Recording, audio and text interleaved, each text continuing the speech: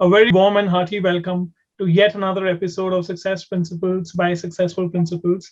My name is Kamalneet Singh. I'm your host, and this series, this talk show on Success Principles by Successful Principles, is very close to my heart for two reasons. One, that what happened in the last 1 year, or probably more than 1.5 year, kids and parents inside their houses not being able to move out as much. Kids and parents have not spent so much of time ever together. Now, if you look at one side, there is a bright side to it that they could spend a lot of time together. But if you look at the other side, both the sides were not really used to spending so much time together. And so, in some places, in some families, it worked out pretty well. While in other families, there are issues. So as a viewer listening to me, you can probably smile and guess I'm talking about you or I'm not talking about you. So I'm excited about this journey on parenting because I feel that every father is a superman and every mother a superwoman, and conscious parenting is their true is their real and true superpower. And if that power can be utilized the right way, the journey with their kids, the whole process of parenting turns out to be a beautiful one. And that's why I'm on this journey. And the goal is to make available to you the best of the educators across the world and have their wisdom available to you so that this beautiful journey of parenting becomes even a better one, and it is worth remembering and cherishing.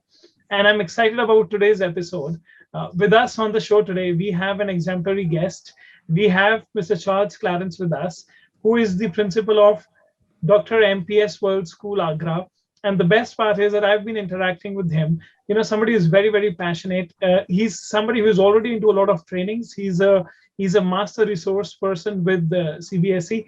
I should also say that he's a contributor, and that's the key out there. And somebody who has decades of experience believes that if we can teach the basic values at the right age, at the right time, it goes a very long way in making a difference in the life of the kids.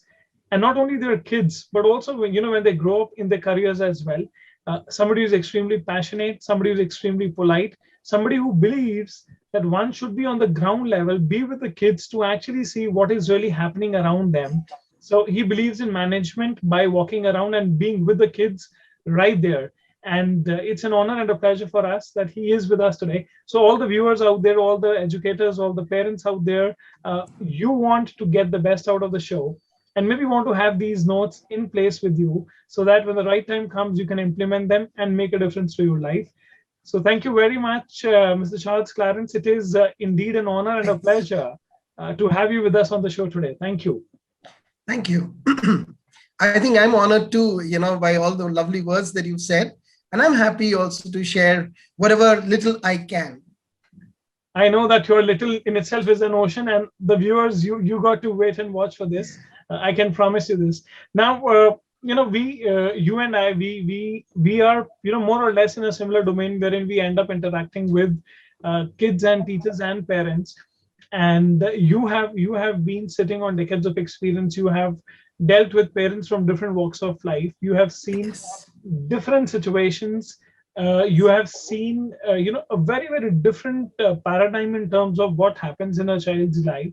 And when I talk to parents and when you talk to parents, what has been found out is all the parents, उनके ना मन की एक इच्छा होती है कि हमारे जो बच्चे हैं, our kids, they should become successful and they should really become good human beings. That's what they really look forward to. So we are extremely keen to look at your inputs. What do you think, in your personal opinion, what does it really take for a child to be successful in the real life? Actually, when we talk about success, it's an array, such a subjective thing. It depends on what you consider success to be, right? And I believe every child is born successful. His parents help him to be unsuccessful. Yeah. That's a good one. It's so paradoxical. I know it will shock people when they say that, because ultimately we've been born and we've been brought up with a certain mindset. The child is coming into a different world. The world that I came into and the world that is over here are two very different things. Something like this would become like, it would be unbelievable, because you can talk to somebody who's not in front of you, but today you are doing it, right? So the only way I look at success is when when a parent encourages their child to do whatever they like, helping them to stay on the path that the child wants to go, right? For example, questioning him, reasoning with him, finding out what he's, when he said something, all right, suppose he says he wants to be a certain, get up a certain job or get a certain skills. Is he actually pursuing it? That's all you need to do. You need to help him get there. That's all. That's what success. I love the whole answer when you said that, all kids, just about all the kids, they're born successful. And somehow, we as parents, because I'm also a parent, so we as parents, we get in the way. Parents, they can probably be on their way to be unsuccessful. So all the parents out there, I'll explain that a little more. I'm sorry to interrupt. Yeah. By creating prejudice in the child, by creating fear in the child, by putting, straight jacketing the child's mind. Yeah. This is good, that is bad. All right. For example, if you're a surgeon, you're good. If you're a chef, not so good. Who said? I mean, who makes those rules? Right. And what is fun about? What is fun about? Fun is not about what you accumulate. Fun is about what you can experience. So if you can experience something nice, I think you're a successful person. That's actually brilliant. In fact, now I'm going to dive a little deeper into into the definition, because the show is called Success Principles by Successful Principles. And I heard you talking about the fact that when you say that success is a very broad term, it has array of meanings involved into it. I would love to know your personal definition. How do you define success? Satisfaction and happiness.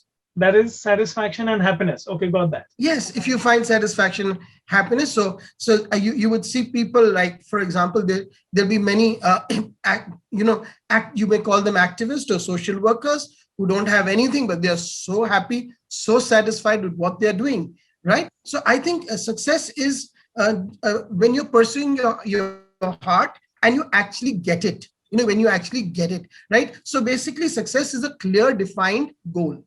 So you cannot have success by just saying I'm happy and having a cup of coffee and saying that's happiness. No.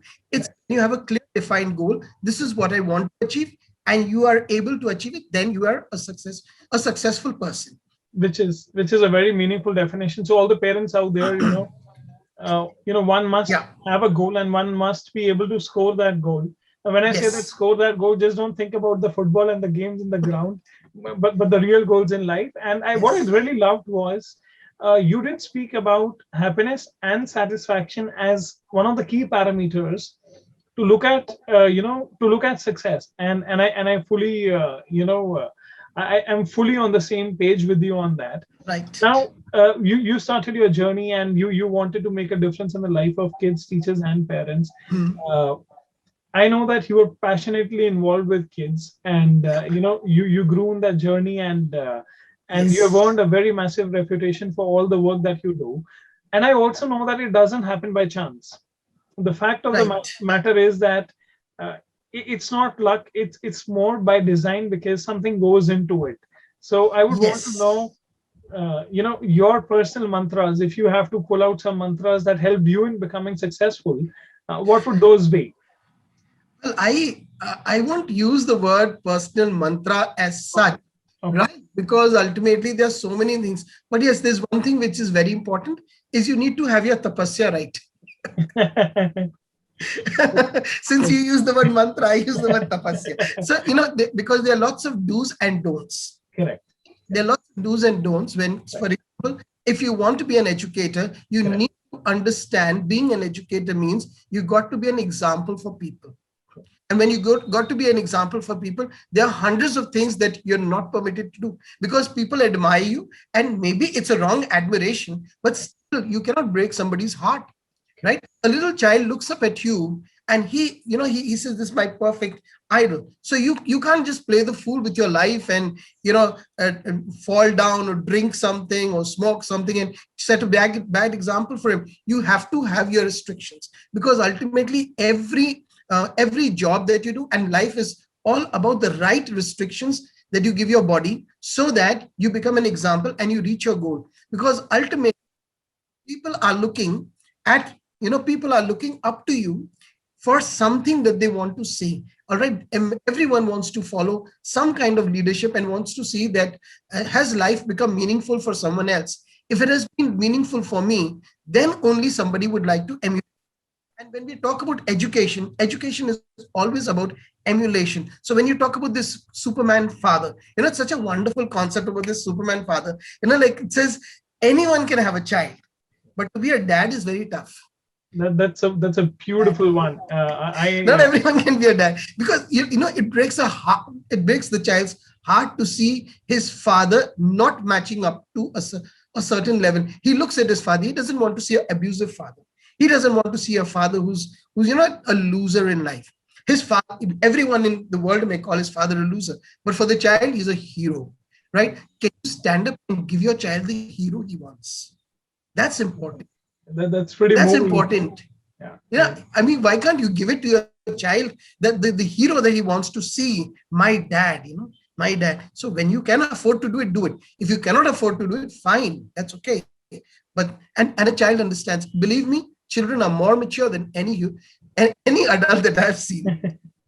It's pretty. It's a very deep point. All the parents out there, all the viewers out there, Yeah. The point that touched my heart deeply was when you said just about anybody can become a parent. Anybody can become a father, but not everybody becomes a dad, because in a child's eye, their father or their mother, they are the respective heroes. And Yes. to all the viewers out there, ये थोड़ा सा अब आपको झटका देने वाली बात है, but I'll have to give that. Right. Are you as a father? Are you as a mother? Are you living a life? Are you setting those examples wherein your child can say that, what, my mom is a hero, my dad is a hero? I think it's time to reflect. And you brought a very, very powerful point out there, and I think if we do that, Right. not only our kids, I think they will leave a legacy for the generations to Absolutely. come, wherein everybody would do things in a way which will be looked up to. Right. And so now that we're talking about what is it that the parents should be doing and what is it that they should not be doing, what's your take on? So let me put it this way, maybe. With all your wealth of wisdom, and I know that you're sitting on tons of it.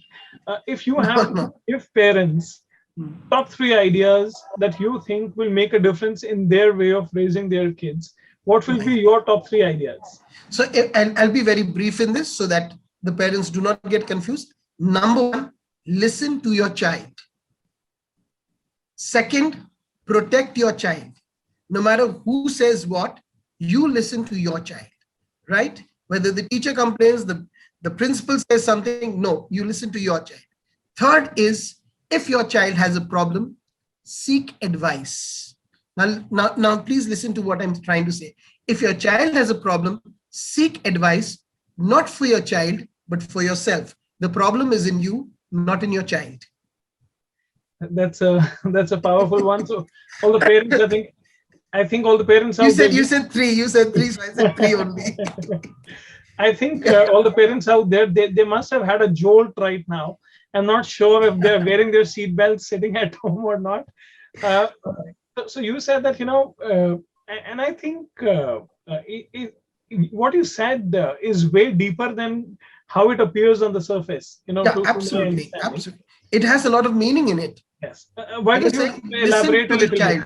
Yeah. Most of the problems happen because we are not ready to listen to our children. And second is we don't protect them.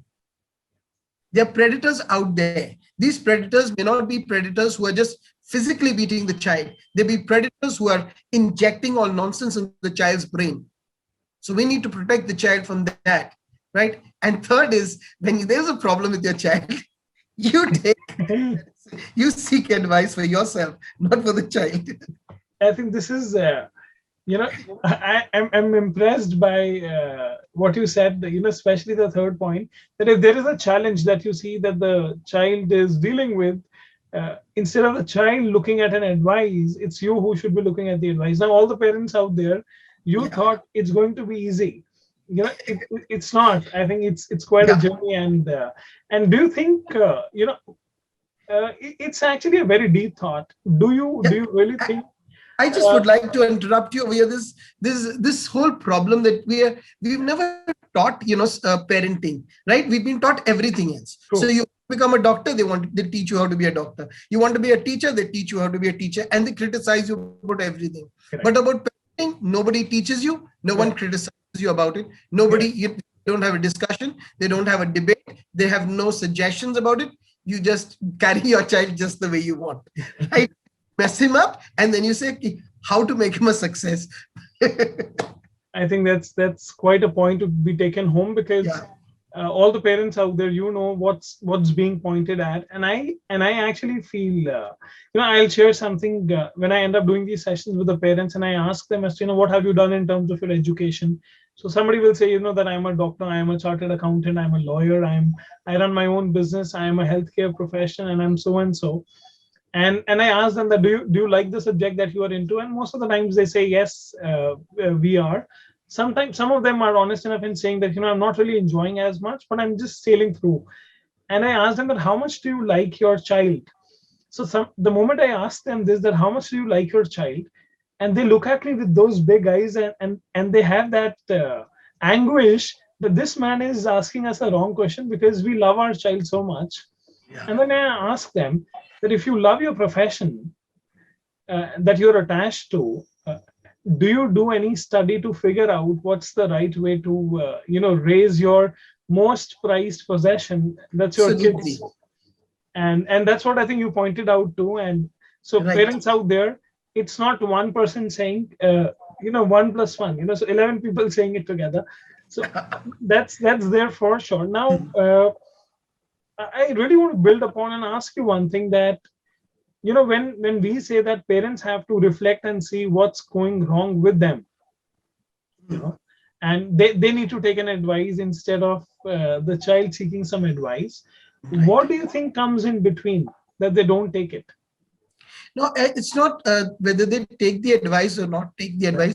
The whole thing is they start this blame game about the child, because that's how we've been brought up.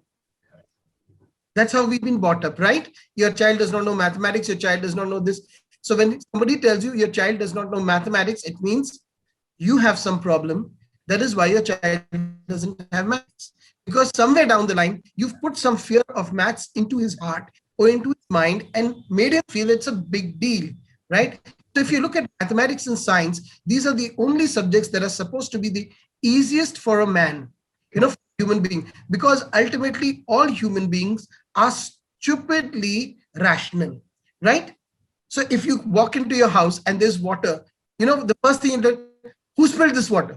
You don't say, how did it come? So in the Correct. same way, it's like two plus two is four, right? Correct. It's just a natural thing. And yet this is causing such a lot of problem to children, only because somewhere or the other, we have removed their rationality. We're removing, all that which comes very simple to them and made it sound difficult. Because these are very easy things, because human beings are automatically attuned to this, and the things that they're automatically attuned to, we've confused it and created that issues. So I think that's one of the reasons that parents are not able to cater to the child. The second thing is they get too influenced by what the neighbors are saying and what others are saying, True. and nobody knows anything. No one knows anything. For example, if I come to a doctor, I want to see, he's a specialist, I go for a testimony. Okay, what's his testimony, right? Today I take advice for my child from a person who's not even brought up a child, who doesn't have a child, who doesn't know about children at all, right? And there's so many prints. I'm sorry, I should, but there's so many mentors who have Yeah. no idea about what a child is. It's the most precious possession that anyone has. True. So And true. we think we have a license to wreck it up. I think That's sad. That's sad. that's actually said. Parents out there, it's a humble appeal, while you're watching this, that, your kids might not be able to fully understand what you are doing to them unconsciously. We fully Yes. support your good intentions, but what happens is that the kids are impacted more by actions. And when Right. you say about the neighbors, all the viewers maybe who were watching this or were probably seeing the other episodes, I'll also share it with you. Every single educator has said this on the show, that do not live by the neighbor's dream. And I think that's and all the parents out there, you see that this is happening because somewhere we are doing a lot of comparison with the Mm. kids of other people around us, which is Mm. kind of hampering their self-esteem, and Right. then can be a barrier in they becoming successful in the real life. Now we're talking about success in the real world. What is your take, that what is it that the kids, we all know that whatever a child learns during the school years, Mhm. it has a long term impact. So what do you think, what skills should kids learn early that can help them become successful in the in the real world outside? In the real world, Yeah, the first skill is how to communicate, and social skills have to how to have good friends. and we have good friends. Right, because see, ultimately in the world, all you need to do is learn to connect with people. Connectivity gives you everything. So if you teach children how to connect, how to respect others, got it, how to move ahead with each others, to create groups, to solve problems Right. together to collaborate, I think these social skills are the best, which we term them as leadership skills also. Leadership skills. Correct. So And among the leadership skills, communication is very important. all the parents out there, you Yeah, know, this is again a reminder for you that communication is the key. If you're yeah, looking at opening some master door for your child, so communication is that master key which will open the doors. And in fact, very rightly said, yeah, communication, social skills, and we also term them as leadership skills. right. Sometimes I see that parents are they are so after marks that the child actually becomes a sandwich between the pressure of the mother and the father about marks, and he becomes a sandwich in Actually, between. actually, So, actually. what's your take? When we talk about these skills, social skills, and leadership skills, and communication skills, what's your take between a parent's focus on academics vis-a-vis the importance of these skills? I know academics are important. Uh, See, how should they? when I look at something, I'm sorry, I interrupted. When I look at something, or before I finish that, I'll just end what we said earlier. Yeah. I never to use that word shut up and silence to your kid. Listen to when the child talks, he's chup ho ja. चुप हो जा तुझे ज्यादा पता है क्या let him speak, let him speak, let's at least hear him out. All right, so of course now I come back to what you asked me about academics, etc. Now if you look at a square, the definition of a square is, got it, its sides are equal and it has one right angle. The square only has one right angle, and if you take the square, all the angles will be right. I'm Right. glad you did not ask me that, because I would have been in a situation then. No, no, no, no. Okay. So again, I'll repeat it again. A square has all equal sides and only one angle is right. That means only 190-degree angle, right? That is what is the definition is. So if that one angle is 90 degrees, all of them will automatically be 90. So there is no difference between academics and your social skills. The more social skills the kid gets, the better he'll be at academics. And believe me, what we think is good at academics is only marks. So a child can be good at marks and have zero social skills. So actually he's not good at academics. He's not good at academics. He only knows the definition. He only knows the definition. Got it? Osmosis is liquid from a semi-permeable membrane. Got it? From high concentration to lower concentration through semi-permeable membrane. He doesn't even know what the semi-permeable membrane is. Got it? So that's, I mean, Even I don't know. that's okay. That's okay. I'm from English, all right? I'm not science. So we both are fine. So what I'm trying to say is that when we are talking about this, when a balance between your social skills and this, if the child has good social skills, it basically means he's good at academics. The only thing is we've not given him the right environment. He's good at academics. So if a child can debate and talk to you, that means he knows his subject. The only thing is there's a problem. Like I think you mentioned once, you knew the answer, but you didn't give it. Yes, that happened with me a lot of But you times. didn't give it. The reason is because you had academics with you, but you did not have your social skills. If you had both of them with you, you would always be shining. Powerful. I think that's That's for my revelation to my kids. life. No, that's exactly. I think this has we were having that conversation, and I think you have beautifully picked that up, and helped me see that while the academic availability was there of the answer, the social skill to present it or to give it out was kind of missing. So Yeah. parents out there, you now that you know the definition of square also, and you also know that academics and these social skills, they probably go hand in hand, and if Right. one is good at one, it also pushes the other in a positive direction. Yeah, absolutely. See, a child builds his confidence. When he builds his confidence, he knows it, right? So if you show a child a helicopter and tell him, "Can you drive?" If he's confident, he'll say, "Yeah, Dad, you teach me." No, ultimately, he needs to be taught. That's all. Correct. He's taught. Nobody's, so you teach him, he'll do it.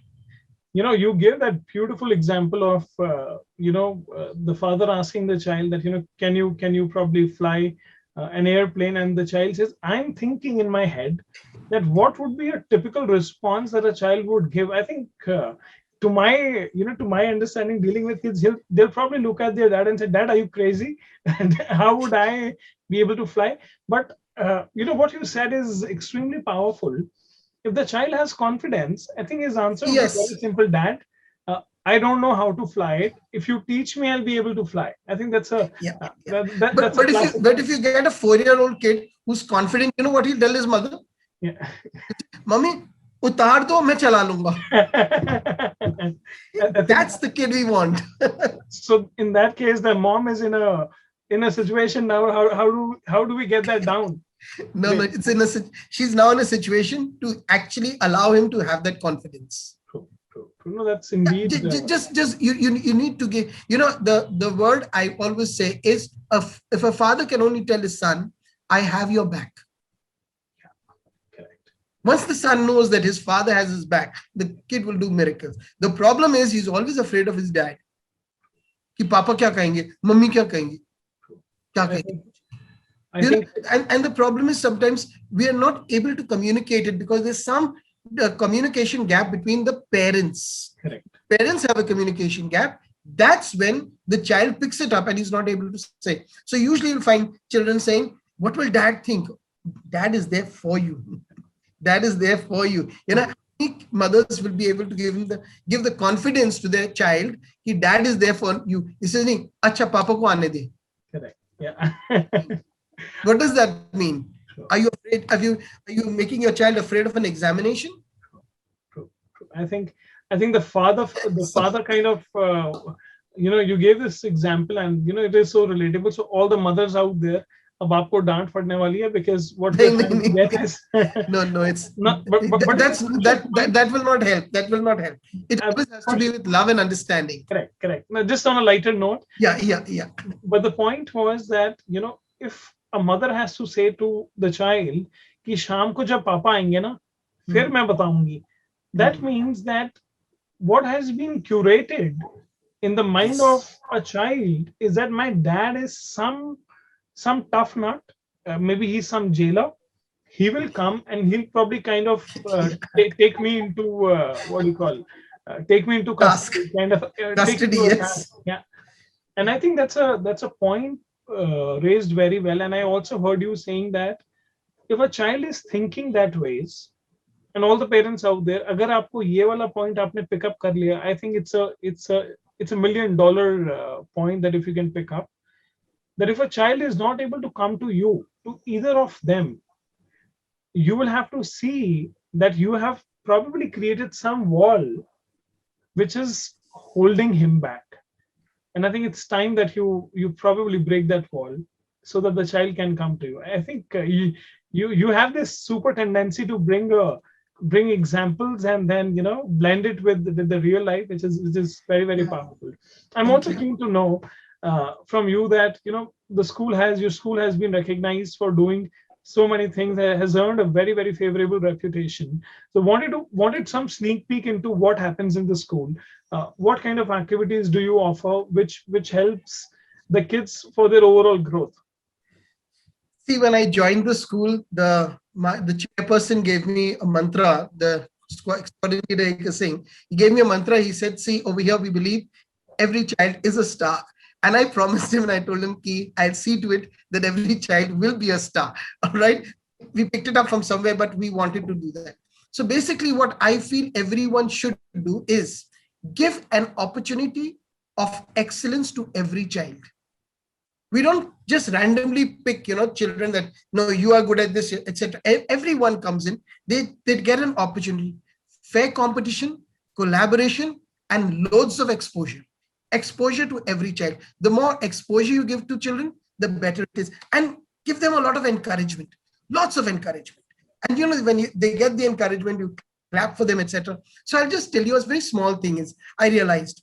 So when I sit, usually it's the principal who will sit in the first seat, right? When you have the annual day, etc. And what usually happens is anyone who makes a mistake, there's a frown on the face of the principal, and all the kids do something wrong. When I watch over there, the whole time I'm clapping, I'm always dancing, I'm jumping, I'm putting my thumbs up, etc. The kids feel, oh wow, we're doing wonderful. Principal is happy. I know there's so much of confidence that builds in them. There's so much of confidence. They walk up with style. As soon as they're walking up, I know they're whether they like it or they're going to look at me and see whether he's going to, is it okay, etc. And I just do that to them, so they're, principal is happy with me. So they blurt out whatever they say. So it's so confident. I think these are certain things that help us out. And in fact, it's the entire team. It's not just one person. It's the entire team that is full of encouraging children. But however, we see to it that nobody takes life lightly. You cannot take life lightly. So if you're coming in to sing a song, it should not be just something random. Work at it. That's what we want. We'll give you the exposure, but you need to work at it. You need to show us that you're serious. I think if we do that, we'll have a wonderful school and wonderful children. So I see I could pick up the formula in the conversation. I think there is a culture that has been given wherein every child feels comfortable even with the principal, because I see that sometimes kids, the relationship that a child has with the principal can make a difference. And very rightly you spoke about the annual day. Right in the front row we have the principal and we have the guests, the chief guest, maybe somebody who's come from outside, and the child is constantly worried about are they enjoying it or not. So you have given a great culture and also a great exposure out there. And I think all the parents out there, I'll be able to relate it. If you as a principal, I'm talking to the parent, that if you can connect with the role of a principal, and if you transform that into a parent, that I as a parent, if I can give that culture and if I can give that environment in my house wherein my child is able to freely express everything, I think that's going to make a difference. So I took your idea and I transported it into a home culture. Yeah, sure. No, absolutely. That's what it should be. That's what it should be. The more encouragement to the child, the better. I think some brilliant thoughts out there. And would you have a message for all the kids? Let's say all the kids out there in the world. Is there a message that you have for them? Yeah, find out what will make you happy long term, and pursue it. I think that's what it is. Your job may be anything. You may get a job, but find the skill that would keep you happy long term. Correct. So I think it's time that you give a dose to your passion and figure it out. So all the kids out there, figure out what you are good at and make it, and figure out a way to be involved with it in the long term, because that is what is going to give you lasting happiness. Right. I really want to thank you for these brilliant inputs out here today. All the viewers, thank you for your time, for watching. And this has turned out to be a great episode. Didn't I promise you in the beginning that you will have some shocking ideas coming in, which will actually make a difference? And the ideas are really worth registering, implementing, and actually seeing a life difference in the life of our kids. So thank you very much. And anything that you would like to say? No, I just want to say thank you very much. And the journey of life is really wonderful. I wish somebody had taught me, right? The journey of life is wonderful. And the more you get together, the happier you will be. You don't need things. All right. So forget about things. You may, things will come in. Things will come in. And as you grow older, things will automatically come in. What you will not get is the time that you can actually spend. So just enjoy it and be happy about it. Just enjoy it, be happy about it. Have lots of encouragement for each other. And let me tell you what a child loves the best. You know what a child loves the best? Not chocolates, not sweets. He loves to see his mommy and daddy together. That's Yeah. a beautiful message. Thank you. You said it something way beyond in a very simplified way. So all the parents out there, it's not the chocolates, it's not the sweets, it's not the jalebi, and it's not the laddu. It's seeing you together, and if there are differences, your child is not having a good time, and so make up for what it make up for whatever is required and do that. And with that, on that note, that's quite an emotional end that happened, but it's also true. So thank you, audience. Thank you, everybody. Thank you, sir, for taking out Thank time you. for this, and it turned out to be a great one. Thank you.